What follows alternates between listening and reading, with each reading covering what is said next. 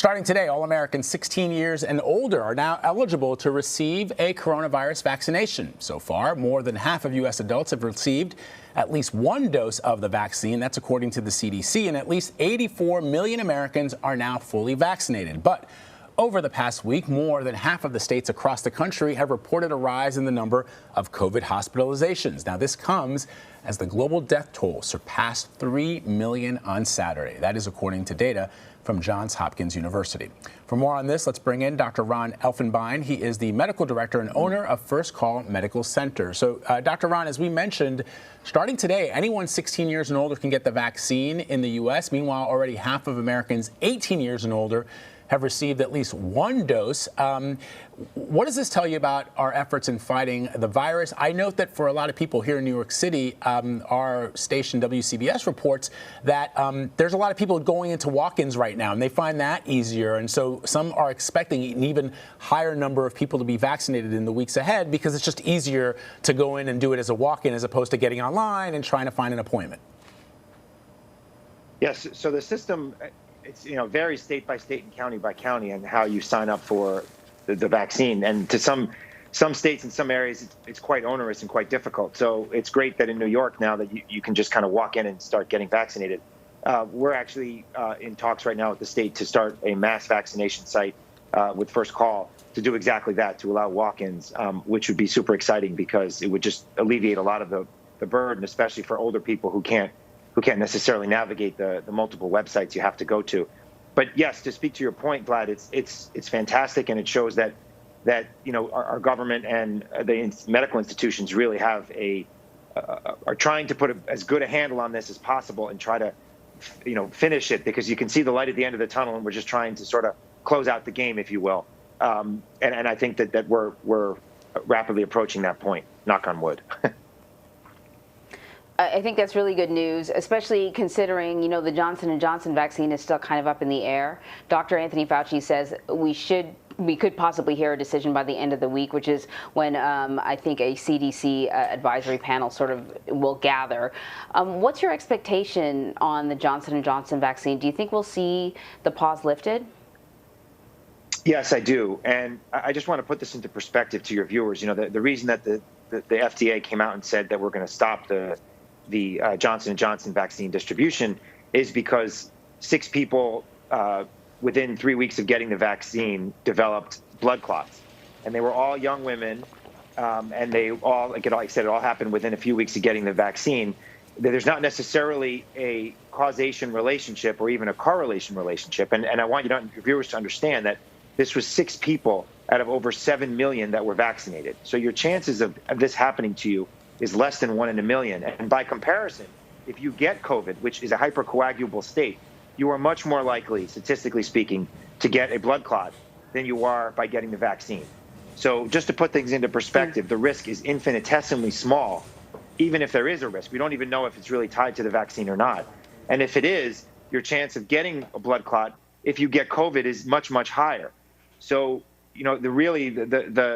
the risk of anything untoward from getting the vaccine is very much negligible. Now, that being said, it can be life-threatening. So it's not a small, insignificant side effect, if you want to call it that. So, Dr. Elfenbein, Moderna says it plans to have a 3rd vaccine booster shot ready by the fall. How soon will people be needing to get boosters? And what does it mean if we continue to get booster shots for potentially indefinitely? I mean, will it become like the flu vaccine, which, I get every single year?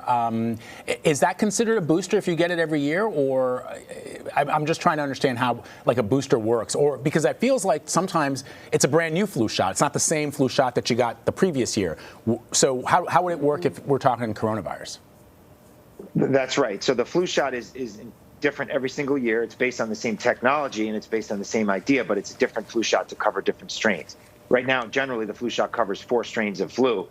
It's so-called quadrivalent, but that's for influenza. For coronavirus, obviously we have the shots now.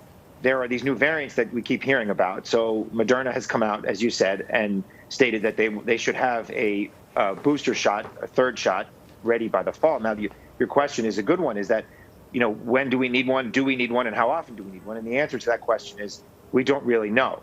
So the long-term studies are still going on for the people who initially volunteered to be part of the initial studies to get the emergency use authorizations for the vaccines initially.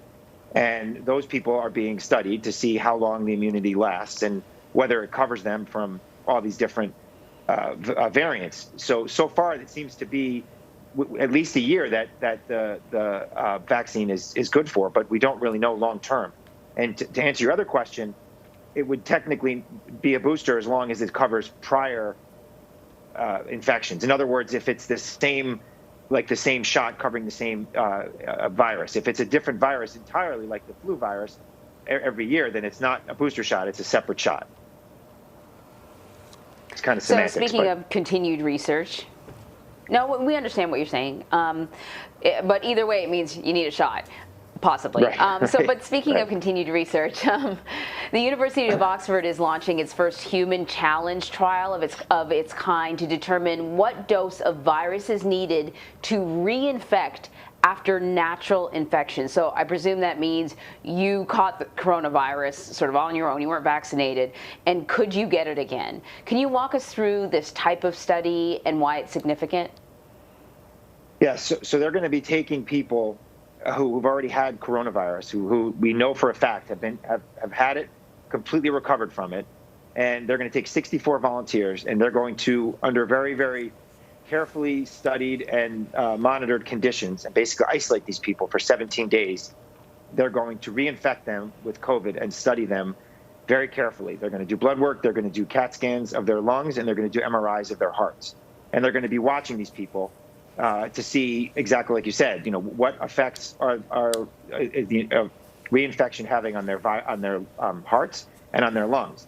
And then they're going to do a second phase of this trial, and they're going to be looking at really defining the immune response that the body produces to the reinfection, because we don't really understand that. We don't really understand what happens when somebody gets reinfected and how they get reinfected and at what point they can get reinfected, how much viral load it takes to get reinfected, and what your immune response is. So they're going to be studying these people, and every so often at certain points in that time frame, they're going to be drawing blood and looking at their immune responses to see exactly what's happening inside the body. It's a fascinating study, and to be perfectly frank, I'm surprised that they were given institutional approval to do it, because you're basically reinfecting people with a known deadly pathogen. So it's pretty amazing that Oxford agreed to allow this to happen.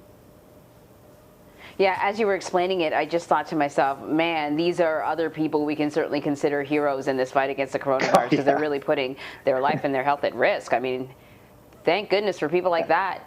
Dr. Ron Elfenbein, thank you. Thank you.